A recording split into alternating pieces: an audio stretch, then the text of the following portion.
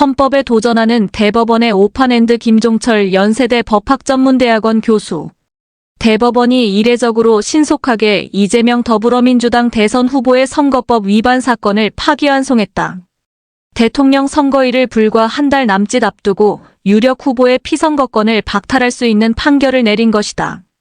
더구나 이 판결로 자칫 수천만 유권자의 자유로운 대통령 선출권마저 박탈될 수 있는 헌정사상 유례없는 상황을 맞았다. 절차나 내용 면에서 이례적인 이번 대법원 판결로 한국의 민주공화제는 중대한 고비에 직면했다. 검사 출신 대통령의 시대착오적인 친위 쿠데타에 뒤이어 내란범의 구속 취소 결정과 이번 대법원 판결로 시대착오적인 친위 쿠데타로 손상된 헌정을 회복하는 과업이 차질을 빚고 있는 참담한 현실이 헌법학도의 입장에서 안타깝다 못해 분노가 치민다. 이번 판결은 민주공화 헌정에서 사법권의 본질과 선거의 헌법적 의미를 최고법원의 대법관들마저 제대로 이해하지 못하고 있음을 보여준다. 무엇보다 이번 사건의 대상인 공직선거법상 허위사실 유포죄와 그 부속 효과인 선거범죄인의 당선무효나 선거권 박탈은 민주공화국의 주권의 실체에 해당하는 국민대표 선출권에 대한 엘리트주의적 통제장치라는 점에서 근본적 문제가 있다. 법률 공무원인 검사나 법관이 국민의 선택을 대체하는 반민주공화적 제도인 것이다.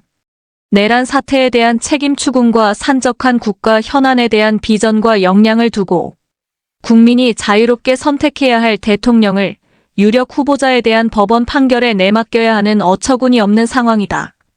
선거의 제1원칙은 자유로운 유권자의 선택권을 보장하는 것이며 공정은 그 수단적 가치에 불과하다. 허위사실이 불공정 선거를 유발할 수는 있다. 그러나 무엇이 허위사실인지 일일이 모든 유권자가 알고 투표하는 것이 아니라는 선거의 본질을 소홀히 해선 안 된다. 심지어 거짓말쟁이 후보라고 하더라도 그보다 더한 거짓말쟁이보다는 낫다는 판단에서 투표할 수 있는 것이 선거다. 선거는 말 한마디의 진실 여부에 의해 좌우되는 것이 아니라 후보자의 이력, 정당이나 정책과 같은 객관적 요소뿐만 아니라 성별, 나이, 출신 지역, 종교와 같은 주관적이고 비합리적 요소도 작용하는 매우 종합적인 선택을 본질로 하는 것이다. 따라서 말은 풀고 돈은 묶는 것이 선거 규제의 대원칙이며 말 몇 마디로 선거 결과를 번복하거나 후보 자격을 박탈하는 것은 자유민주적 기본 질서에 대한 중대한 위협을 초래할 수밖에 없다. 대법원은 이번 결정이 선거법 위반 사건의 적시 처리를 도모하고 사법 불신을 해소하는 데 있음을 강변한다. 그러나 이례적으로 신속한 결정은 내란죄 피고인 윤석열에 대한 이례적인 구속 취소와 특혜적 대우에서 확인된 바와 같이 오히려 사법 불신을 증폭시켰다는 점에서 전혀 타당성이 없다. 원래 선거 관련 사건은 특별 절차인 선거소송을 통해 해결하는 것이 민주주의 원리에 부합한다. 선거범죄 소송과 같이 형사사건의 대상으로 삼는 것 자체가 민주공화정의 안정성을 근본부터 훼손하는 것이다. 설령 그 제도를 도입하는 위헌적 법률이 존재하더라도 사법재량을 활용해 최대한 엄격하게 적용해야 하며 의심스러울 때는 자유와 권리의 이익으로 처리하는 것이 헌법원칙이다. 그러나 대법원은 같은 처지의 당선자는 내버려두고 낙선자만을 기소해 헌법적 형평성을 결여한 이번 사건의 본질과 엄격히 다루어야 할 선거범죄 소송의 특성을 애써 무시하면서 오히려 선거를 목전에 두고 후보자의 자격 박탈 가능성을 전격적으로 열어젖힘으로써 초래되는 민주주의의 혼란과 위기를 간과하는 헌법적 형량의 오류를 저질렀다. 헌정의 중추기관인 대통령의 선거는 주권자가 직접 헌법기관을 구성하는 중요하면서도 드문 절차인데 말 몇 마디에 대한 논란을 이유로 유력 후보자의 자격을 박탈하는 오만한 결정을 통해 스스로가 선거에 영향을 주는 위헌적 행태를 보여준 것이다. 주권자가 스스로 판단할 수 있는 기회를 박탈하고 법관들이 알량한 법기술적 판단으로 선거에 부당한 영향을 미치려는 저희를 의심할 수밖에 없다. 선거 과정의 거짓말을 형사처벌의 대상으로 삼을 수는 있다. 그러나 그 책임을 묻는 것은 그 죄의 종류나 정도에 상응하는 것이어야 한다. 형사책임 외에 추가로 당선무효나 피선거권 박탈과 주권자의 후보자 선택권 박탈 결정이 과연 선거나 투표의 본질이나 민주주의 원리에도 부합하는지를 묻는 것이다. 법률 공무원이 얼마나 대단하길래 스스로 자유로이 대표를 뽑을 주권자 국민의 선택을 대체할 수 있는가. 심판이 줄줄이 플레이어로 대법 파기환송 파문앤드 이재용 논설실장 매. 한덕수는 권한대행 박차고 2일 출마 선언. 한덕수 대통령 권한대행 국무총리가 1일 대국민 담화 뒤 정부 서울 청사를 떠나며 차에 오르고 있다. 연합뉴스. 대법원이 이재명 더불어민주당 대선 후보의 공직선거법 위반 혐의 사건. 상고심에서 2심 판결을 파기하고 유죄 취지로 파기환송했다. 이재명 후보는 향후 서울고등법원에서 다시 재판을 받게 된다. 지난 3월 28일 사건이 대법원에 접수된 지 불과 34일 만에 나온 이례적인 초고속 판결이다. 한편에선 대선 관리의 책임자인 한덕수 대통령, 권한대행 국무총리가 같은 날 사퇴 의사를 밝히고 2일 출마 선언을 할 예정이다. 대선을 불과 한 달여 앞두고 심판이 줄지어 참전하는 듯한 이상한 선거판이 펼쳐지고 있다. 대법원 전원합의체는 1일 이재명 후보의 골프 발언과 국토교통부 협박 발언이 허위사실 공표에 해당한다고 밝혔다. 항소심 재판부가 다의적으로 해석될 수 있는 발언 혹은 의견 표명에 해당한다며 무죄를 선고한 것과 달리 법리를 잘못 해석했다는 이유 등으로 기존 판결을 뒤집었다. 이흥구 오경미 대법관은 허위사실 공표죄의 적용 범위를 넓히는 것은 정치적 표현의 자유와 공론의 장에 칼을 들이미는 방식으로 민주주의 발전의 역사를 후퇴시키는 퇴행적 발상이라며 골프 발언과 백현동 관련 발언 모두 다의적으로 해석할 수 있으므로 유죄로 단정할 수 없다는 반대 의견을 남겼다. 문제는 대법원이 사건 선고를 무언가에 쫓기듯 속전속결로 처리해 선거 개입 논란을 자초했다는 데 있다. 대법원은 항소심에서 무죄 판결이 난 이재명 후보의 공직선거법 위반 사건을 대법관 4명으로 구성된 소부에 배당했다가 조희대 대법원장이 뒤늦게 이례적으로 전원합의체에 회부했다. 주심이 지정된 지 불과 9일 만에 대법원 선고가 속전속결로 이뤄진 것은 극히 드물다. 재판 기록만 6만 쪽이 넘는데 대법관들이 그 짧은 기간 안에 충분한 기록 검토를 하기도 사실상 불가능하다. 1심과 2심의 판결 방향이 달랐던 만큼 충분한 숙고 과정이 필요했다. 더불어민주당 이재명 대통령 후보가 노동절인 1일 오후 서울 종로구 3일대로 한식당에서 열린 민생 시리즈 2 비전형 노동자 간담회를 마치고 스마트폰을 보고 있다. 황진환 기자. 내란 사태가 초래한 이번 조기 대선은 헌정질서 회복을 바라는 다수 국민의 간절한 염원을 안고 치러진다. 주권자인 국민이 자신들의 대표를 뽑는 신성한 절차에 사법부가 왜 이토록 급발진하며 변수가 되려 하는지 의도가 궁금하다. 이는 법적 안정성을 훼손하는 것은 물론 사법부가 사법정의를 세우는 심판자의 역할을 뛰어넘어 플레이어로 뛰어든다는 의심을 사기에 충분하다. 한 시민단체는 대법원의 이례적인 신속한 재판을 불법적인 선거 개입으로 보고 조희대 대법원장을 직권남용 등의 혐의로 공수처에 고발했다. 한덕수 대통령 권한대행 국무총리는 선거관리자의 역할을 포기하고 선수로 참전할 채비를 마쳤다. 한 대행은 1일 제 앞에는 두 갈래 길이 놓여 있다며 하나는 당장 제가 맡고 있는 중책을 완수하는 길, 다른 하나는 그 중책을 내려놓고 더 큰 책임을 지는 길이라고 말했다. 협치의 기틀을 세우지 않으면 우리는 여기서 멈출지 모른다는 절박한 위기감을 느끼고 있다고도 했다. 한 대행이 협치를 출마의 명분으로 삼은 것은 윤석열 정부 국무총리를 지낸 사람으로서 궤변일 뿐이다. 한덕수 대행의 출마는 보수 진영의 회복이나 정치 발전과도 거리가 멀다. 스스로 한 말을 뒤집고 대선 관리라는 마지막 소임을 내팽개져 정치인의 제일 덕목인 신뢰를 접어졌다. 자리를 보전하며 출마 시기를 선거 한 달 전까지 미룬 것은 사전선거운동으로 의심받을 만하다. 평상시 대선 총선에서 공직자 사퇴 시한을 선거일 90일까지 두는 이유가 있는 것이다. 더 큰 책임을 지는 길을 꿈꾸는 건 개인의 자유다. 하지만 탄핵으로 파면된 윤석열 정부의 2인자가 국민의 심판을 받겠다고 나선 이유를 국민이 납득할지 의문이다. 일전에 윤 전 대통령의 친구이자 안가 모임 참석자인 이완규 법제처장을 헌법재판관에 지명한 것에서 윤석열의 그림자가 어른거린다. 혹여 국민의힘 친윤 패족의 사주라면 제2의 윤석열 정부를 꿈꾸는 것이고 실패하더라도 당권파의 정치 노름의 방편이 될 뿐이다. 국민의힘이 내부 인재를 키우기보다 빅텐트를 명분으로 외부 수혈에 의존하는 건 마약 투약과 같은 대증요법일 뿐. 정당 정치를 회복하는데 전혀 도움이 안 된다. 대법원의 파기환송과 한덕수 대행의 출마는 대선의 막판 변수가 될 것임에 틀림없다. 다만 무죄 추정 원칙을 감안할 때 이재명 더불어민주당 후보의 대선 출마에 제약은 될 수 없다.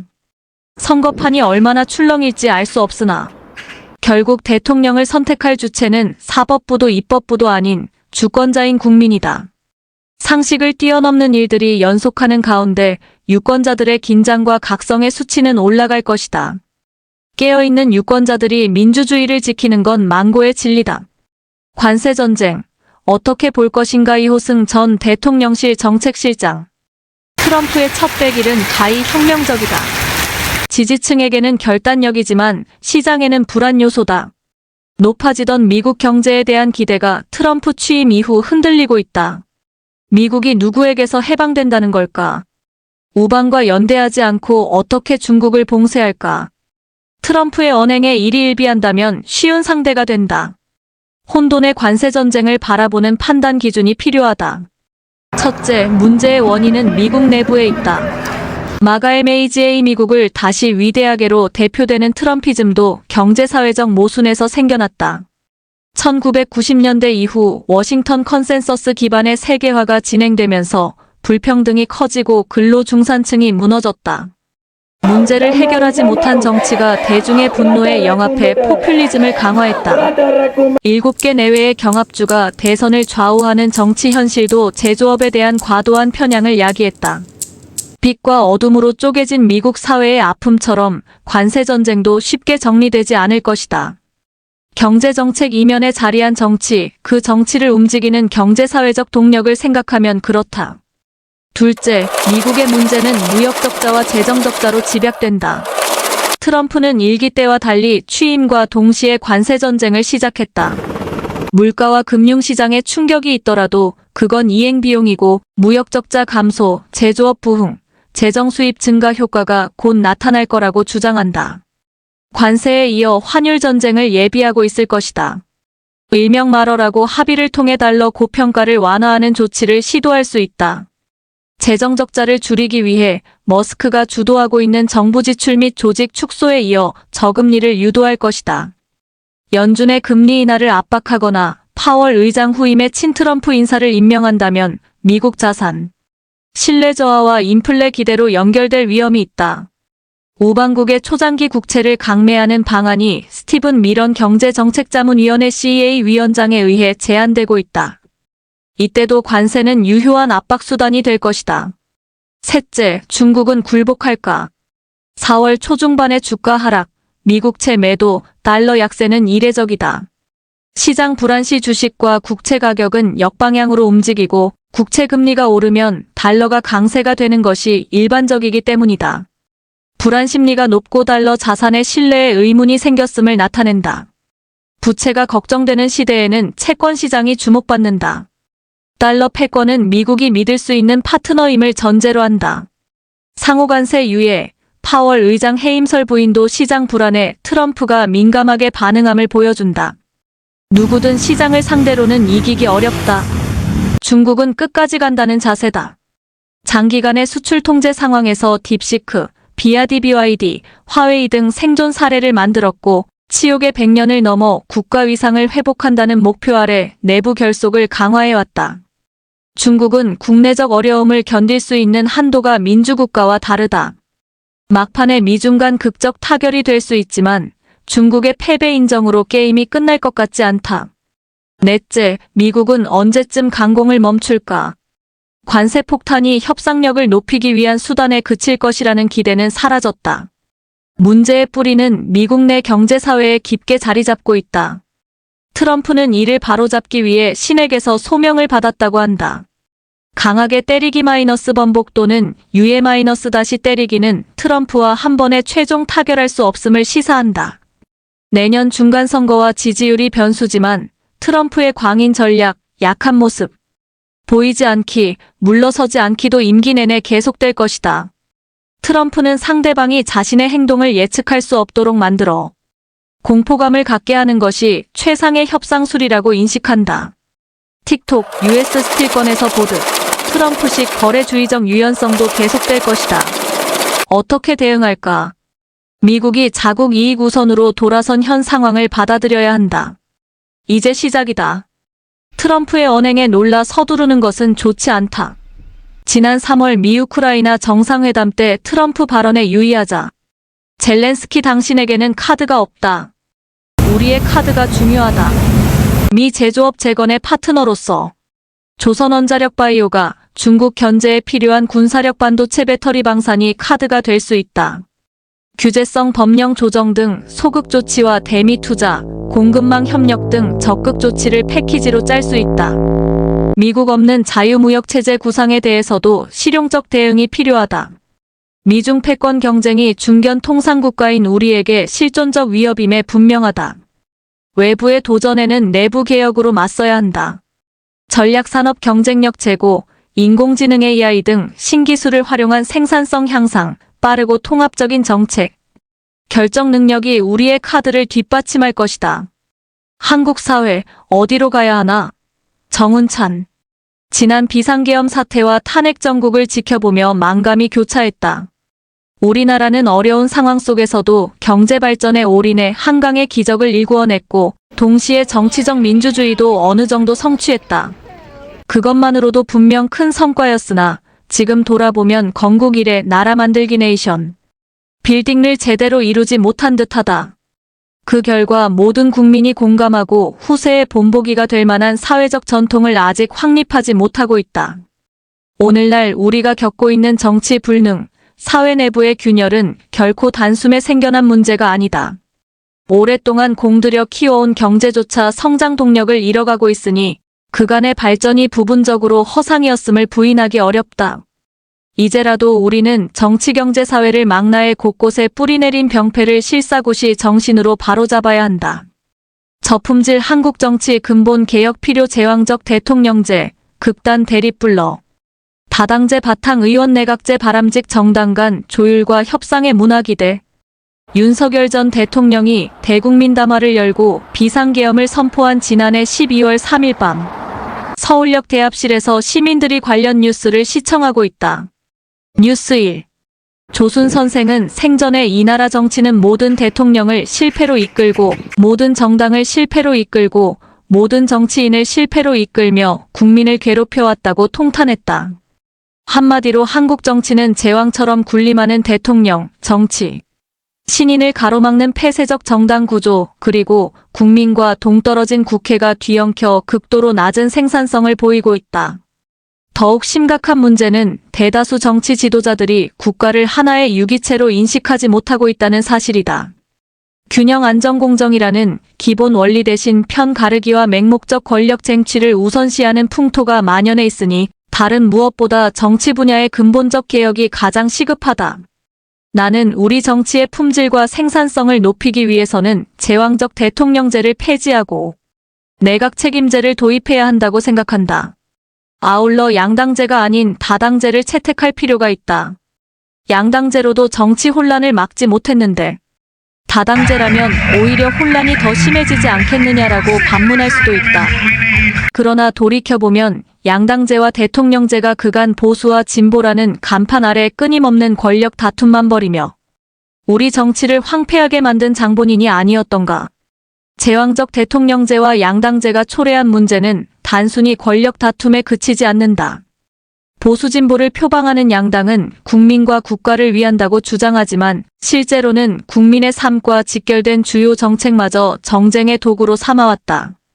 계속 반복된 극단적 대립과 갈등은 경제적 불확실성을 키우고 사회적 불안을 심화시켰다.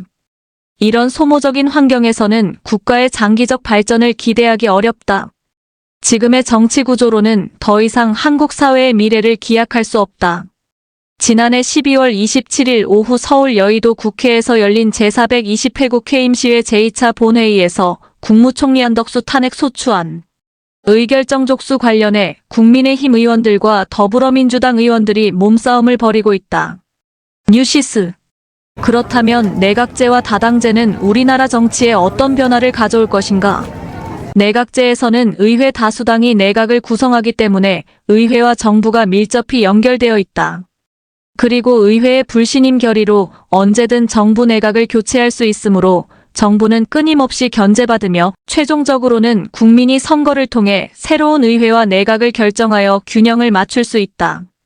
한편 다당제에서는 기존의 보수와 진보라는 이념적 틀을 넘어 교육개혁, 환경보호, 중소기업 육성과 같은 구체적인 가치를 표방하는 정당들이 등장하고 정치 신인들이 기회를 얻으며 정치 전반의 새로운 활력과 다양성이 풍성해질 것이다.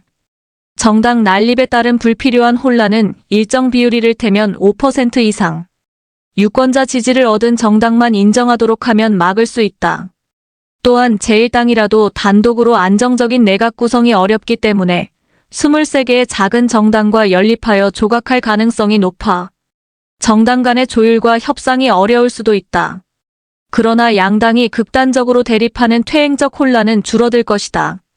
그리고 각 당이 자신들의 전문성과 정책적 가치를 가지고 연정에 참여하면서 정치적 책임감과 자부심을 높이고 정계의 자체 정화도 기대할 수 있다. 사실 대통령 중심제와 양당제가 18세기 미국에서는 적합한 제도였을지 모른다.